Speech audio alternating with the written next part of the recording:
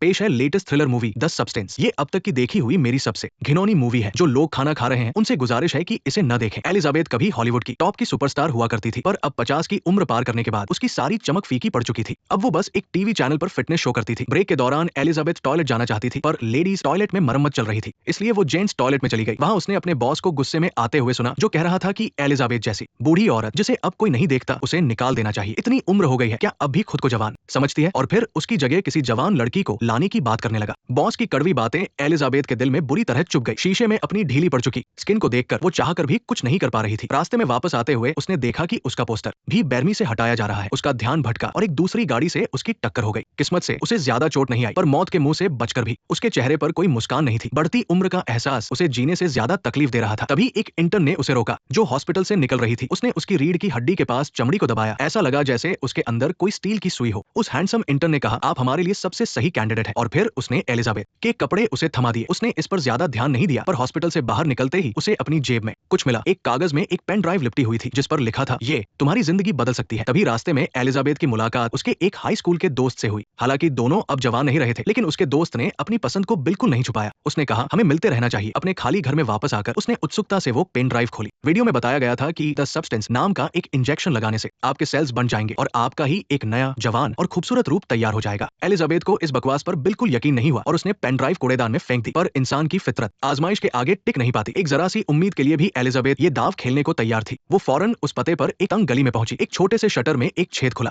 और एलिजाबेथ उसके अंदर घुस गई। अंदर का नजारा कुछ और ही था। उसने अपने नंबर वाले लॉकर को खोला। पहली परत में एक्टिवेटर का एक पैकेट था, जो उसे खुद इस्तेमाल करना था और फिर फेंक देना था। दूसरी परत नए वाले रूप के लिए थी। तीसरी परत में असली शरीर और नए शरीर को आपस में बदलने वाला लिक्विड था। हर 7 दिन में दोनों को एक बार बदलना जरूरी था और आखिर में दोनों शरीरों के लिए जरूरी न्यूट्रिशन वाला लिक्विड था। एक खास चेतावनी थी, तुम दोनों एक ही हो। मन में थोड़ी देर चली कशमकश के बाद एलिजाबेथ ने अपने सारे कपड़े उतारे और एक्टिवेटर खुद को इंजेक्ट कर लिया। इंजेक्शन लगाते ही उसका सिर घूमने लगा और वो बेहोश हो गई। इसके तुरंत बाद उसकी पीठ में हलचल होने लगी, जैसे अंदर से कुछ बाहर निकलना चाह रहा हो। अचानक उसकी पीठ में एक बड़ा सा चीरा लगा। उसकी आंखों में अजीब तरह से 2 पुतलियां दिखने लगी और एक इंसान के पैर जैसा कुछ एलिजाबेथ की पीठ से बाहर निकलने लगा। कुछ ही देर में एक गोरी और बेहद खूबसूरत लड़की इस दुनिया में आ चुकी थी और उसका चेहरा कमाल का था। उसके पास एलिजाबेथ की सारी यादें थी, बस उसका शरीर पूरी तरह से बदल चुका था। अपनी इस दिलकश बॉडी को देखकर वो बहुत खुश थी। फिर उसने सुई धागे से असली शरीर यानी एलिजाबेथ की पीठ को सिल दिया। आखिर वो भी तो उसी का हिस्सा थी। फिर उसने न्यूट्रिशन देना शुरू किया। ये सब करने के बाद अब नया शरीर यानी स्यू इस जवान और खूबसूरत जिस्म के साथ 7 दिन गुजार सकती थी। पर अचानक उसे चक्कर आने लगा और उसकी नाक से खून बहने लगा। उसे फौरन याद आया कि उसने अभी तक स्टेबलाइजर नहीं लगाया है। 7 शीशियां थी और हर रोज एक लगानी थी। उसने जल्दी से एक सिरिंज उठाई और एलिजाबेथ की पीठ से स्टेबलाइजर निकाला और फिर एक डोज खुद को इंजेक्ट कर लिया। अब वो एकदम फ्रेश और कॉन्फिडेंट महसूस कर रही थी। पूरे आत्मविश्वास के साथ वो अपना खोया हुआ स्टारडम वापस पाने के लिए टीवी स्टेशन ऑडिशन देने पहुंची। स्यू की बेमिसाल खूबसूरती और हॉट फिगर ने बॉस का ध्यान फौरन खींच लिया। उसी वक्त बॉस ने स्यू को साइन कर लिया और उसे एक बड़ा स्टार बनाने में कोई कसर नहीं छोड़ी। उसके पास एलिजाबेथ की सारी यादें और तजुर्बा तो था ही, जिसकी वजह से वो बहुत जल्द टीवी की सबसे चमकती स्टार बन गई। वो हर रोज स्टेबलाइजर का एक डोज लेती और खाली समय में वो एलिजाबेथ का भी ख्याल रखती थी। देखते ही देखते एक हफ्ता बीत गया। अब उसे एलिजाबेथ के साथ शरीर बदलना था। हालांकि उसका बिल्कुल मन नहीं था, फिर भी उसने एक्सचेंज वाली सुई से दोनों के शरीर को एक दूसरे से जोड़ दिया। उनके खून की अदला-बदली शुरू हो गई। अचानक स्यू बेहोश हो गई और एलिजाबेथ होश में आ गई। पीठ में हो रहे दर्द से उसकी जान निकल रही थी, पर अपने सामने अपने ही दूसरे रूप को बेहोश देखकर उसे लगा कि उसने जो कुछ भी किया वो बॉस ने पहले ही उसका सामान पैक कर दिया था और उसे बाहर निकालने के लिए बेताब था। अपनी खुशी तो वो जरा भी नहीं छुपा रहा था। इस बूढ़े शरीर की वजह से एलिजाबेथ को किसी भी चीज में कोई खास दिलचस्पी नहीं रह गई थी। हर हफ्ते एक खास लिक्विड असली शरीर और उसके क्लोन को भेजा जाता था। एलिजाबेथ ने जैसे तैसे एक हफ्ता काटा और अब सोफिया ने उसकी जगह ले ली। सोफिया की जिंदगी एलिजाबेथ से कहीं ज्यादा मजेदार थी। वो अपने हिस्से के 7 दिनों को पूरी तरह एंजॉय कर रही थी, लेकिन बाथरूम में पड़ी एलिजाबेथ उसकी आंखों में खटक रही थी। इसलिए उसने बाथरूम की दीवार तोड़ दी ताकि उसे अंदर छिपा सके। इस तोड़फोड़ से पड़ोसी नाराज हो गया, लेकिन जब उसने सोफिया का खूबसूरत चेहरा देखा तो उसका सारा गुस्सा हवा हो गया। उल्टा वो कहने लगा कि अगर कोई भी मदद चाहिए तो बेझिझक बताना। इसके बाद सोफिया एलिजाबेथ के शरीर को एक छोटे अंधेरे कमरे में ले गई और उसकी तस्वीर हटाकर अपनी लगा दी। बॉस के पूरे सपोर्ट से सोफिया दिन ब दिन मशहूर होती जा रही थी। 7वें दिन की रात काम के बाद उसने एक हैंडसम लड़के को घर पर बुलाया, लेकिन शरीर बदलने का वक्त आ गया था। उसके सिर में तेज दर्द होने लगा और नाक से खून बहने लगा। वो सब कुछ छोड़कर फौरन सीक्रेट कमरे में भागी। तब तक एलिजाबेथ के शरीर का न्यूट्रिएंट लिक्विड खत्म हो चुका था, लेकिन सोफिया के मन में लालच आ गया और उसे और वक्त चाहिए था। इसलिए उसने नियम तोड़ा और एलिजाबेथ के शरीर से स्टेबलाइजर की एक ट्यूब निकालकर खुद को लगा ली। नई जिंदगी पाकर उसने सोचा कि पहले आज की रात एंजॉय कर लेती हूँ। 8वें दिन जब उन्होंने शरीर बदला तो एलिजाबेथ सीक्रेट कमरे से बाहर निकली। उसने देखा कि पूरा घर अस्त व्यस्त था। वहाँ उस लड़के का हेलमेट और एक नोट पड़ा था। मैं कुछ दिनों में इसे लेने आऊंगा। लेकिन तभी एलिजाबेथ ने कुछ अजीब महसूस किया। उसकी एक उंगली एकदम बेजान लग रही थी। उसने कपड़े उतार कर देखा तो समझ गई कि सोफिया ने वादा तोड़ा है और कल ज्यादा स्टेबलाइजर निकाल लिया था। उसने फौरन उस कंपनी को फोन किया और पूछा कि क्या इसे ठीक करने का कोई तरीका है, लेकिन जवाब मिला तुम्हारी दूसरी कॉपी ने तुम्हारी जिंदगी छीन ली है, इसे ठीक करने का कोई तरीका नहीं है। एलिजाबेथ को बहुत गुस्सा आया, उसने जो किया मुझे तो पता भी नहीं, तो फिर उसकी गलती की सजा मुझे क्यों मिल रही है। इस पर कंपनी वाले ने कहा आप दोनों एक ही शरीर के दो हिस्से हो, अगर तुम्हारी कॉपी बैलेंस बनाए रखती तो ऐसा कभी नहीं होता। इतना कहकर उसने फोन काट दिया। एलिजाबेथ गुस्से से भर गई, लेकिन जब उसने टीवी पर अपनी कॉपी को देखा जो इतनी चमक रही थी और अपनी जवानी के दिनों से भी ज्यादा खूबसूरत लग रही थी, तो उसके दिल में जलन पैदा हो गई। जब वो दोबारा न्यूट्रिएंट लिक्विड लेने गई तो उसे एहसास हुआ कि कोई उसका पीछा कर रहा है, और पीछा करने वाला कोई और नहीं बल्कि वही इंटर्न था जिसने उसे इस कंपनी के बारे में बताया था। ये बूढ़ी औरत दरअसल उस इंटर्न का असली शरीर थी। उसने एलिजाबेथ को बताया अब हमारे जिंदा रहने का बस एक ही मकसद है, अपनी कॉपी को जिंदा रखना, जबकि वो लगातार हमारी जिंदगी खत्म करते जा रहे हैं। ये सुनकर एलिजाबेथ बुरी तरह डर गई और तेजी से वहां से भाग गई, लेकिन भागते हुए वो उसी हैंडसम लड़के से टकरा गई जिसे सोफिया ने डेट पर बुलाया था। बूढ़ी हो चुकी एलिजाबेथ को देखकर वो लड़का बिल्कुल भी इंप्रेस नहीं हुआ। इस बात से एलिजाबेथ का दिल और टूट गया। अपने अकेलेपन को दूर करने के लिए उसने अपने एक पुराने क्लासमेट का नंबर निकाला। वो फिर से प्यार को एक मौका देना चाहती थी। दोनों खुशी खुशी मिलने के लिए तैयार हो गए। एलिजाबेथ बहुत उम्मीदों से भरी हुई थी। उसने इस डेट के लिए खास तैयारी की और पूरे कॉन्फिडेंस के साथ उससे मिलने निकल पड़ी। लेकिन जब उसे शीशे में सोफिया का खूबसूरत चेहरा और पतले होंठ नजर आए तो उसे लगा कि वो उसके सामने कुछ भी नहीं है। वो फिर से अपना मेकअप ठीक करने लगी, लेकिन सोफिया की छवि हर जगह थी। वो चाहे कितना भी सच संवर ले, उसे कुछ भी अच्छा नहीं लग रहा था। आखिर में वो खुद को पागल करने की हद तक पहुंच गई और अपने क्लासमेट के साथ उसकी डेट भी कैंसिल हो गई। 7 दिन फिर बीत गए। एलिजाबेथ ने अपना वादा निभाया और सोफिया के साथ शरीर बदल लिया, लेकिन परफॉर्मेंस के दौरान उसके साथ एक अजीब हादसा हुआ। औरत ने डरकर देखा कि उसके कूल्हे पर एक बड़ी सी गांठ उभर आई है। उसने जल्दी से उसे ऊपर की तरफ दबाना शुरू किया। काफी मशक्कत के बाद वो उस गांठ को कूल्हे से खिसकाकर अपनी नाभि तक ले आई। फिर उसने अपना हाथ नाभि के अंदर डाला और कुछ निकालने लगी। थोड़ी ही देर में उसने सच में अंदर से कुछ निकाल लिया। जब वो चीज पूरी बाहर आई तो पता चला कि वो तो एक फ्राइड चिकन लेग था। जब वो अपने शो पर वापस लौटी तो उसे पता चला कि उसका शो कैंसिल कर दिया गया है। उसे चिंता हुई कि कहीं उसे फिर से टीवी स्टेशन से निकाल न दिया जाए, लेकिन बॉस ने बताया कि सोफिया के शो की रेटिंग आसमान छू रही है और अब न्यू ईयर का प्रोग्राम भी सोफिया ही होस्ट करेगी। ये खबर सुनकर सोफिया की खुशी का ठिकाना नहीं रहा, साथ ही उसका लालच और भी बढ़ गया। पहले उसे हर 7 दिन में शरीर बदलना पड़ता था, लेकिन इस बार उसने 3 दिन का एक्स्ट्रा स्टेबलाइजर निकाल लिया और 10वें दिन शरीर वापस बदला। जागने के बाद एलिजाबेथ ने जब अपनी हालत देखी तो वो पागल हो गई। उसका आधा शरीर पूरी तरह से बेजान हो चुका था। ये सब सोफिया के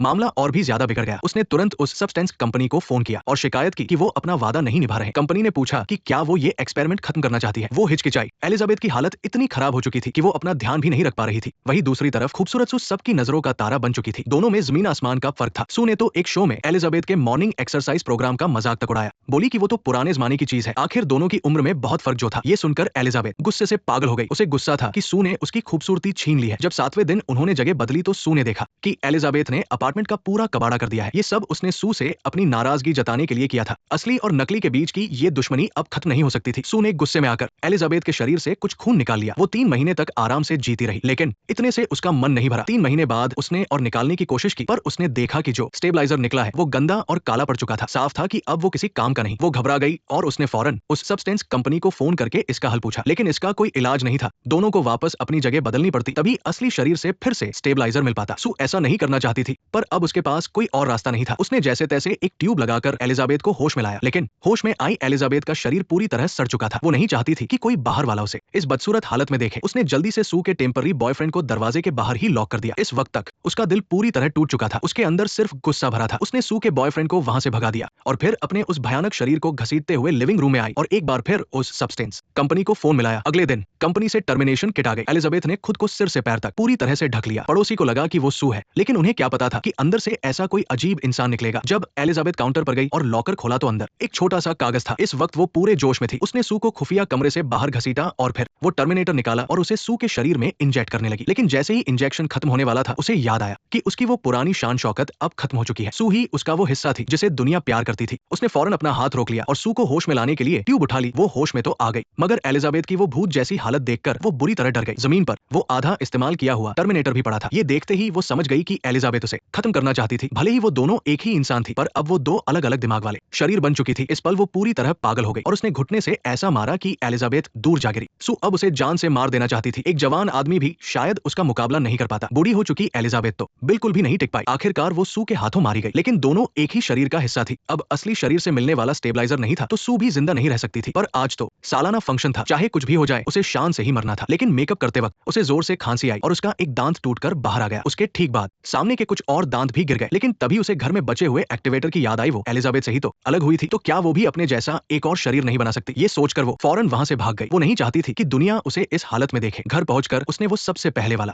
एक्टिवेटर ढूंढा और उसे खुद को इंजेक्ट कर लिया। इसके तुरंत तुरंत बाद वो बेहोश होकर गिर पड़ी। इस पल वो एलिजाबेथ की कॉपी से असली शरीर बन गई, पर उसे ये अंदाजा नहीं था कि उसका अपना क्लोन इतना ज्यादा बदसूरत निकलेगा। वो भूल गई थी कि एक्टिवेटर सिर्फ एक बार ही इस्तेमाल किया जा सकता है। ये जो नया शरीर बना था वो सू और एलिजाबेथ का मिला-जुला रूप था, लेकिन उस पर काबू एलिजाबेथ का था। अभी वो उस पार्टी में जाना चाहती थी। उसने दोबारा वो गाउन पहना, कानों में बालियां पहनी और अपने गिने चुने बालों के साथ एलिजाबेथ की तस्वीर को अपने चेहरे पर चिपका लिया। फिर वो वापस फंक्शन में पहुंच गई। सबको लगा कि सू उन्हें कोई सरप्राइज देना चाहती है। जैसे ही नीचे बैठी ऑडियंस बेसब्री से इंतजार कर रही थी, तभी स्टेज पर एक अजीब आ गया। ये नजारा, खासकर वो लोग जो महंगी टिकटें लेकर पहली लाइन में बैठे थे, वो तो सदमे में ही चले गए। सबके होश उड़े हुए थे जब वो वहीं पर फट गई। वो औरत जो चैन से अपनी जिंदगी जी सकती थी, एलिजाबेथ को उसके लालच और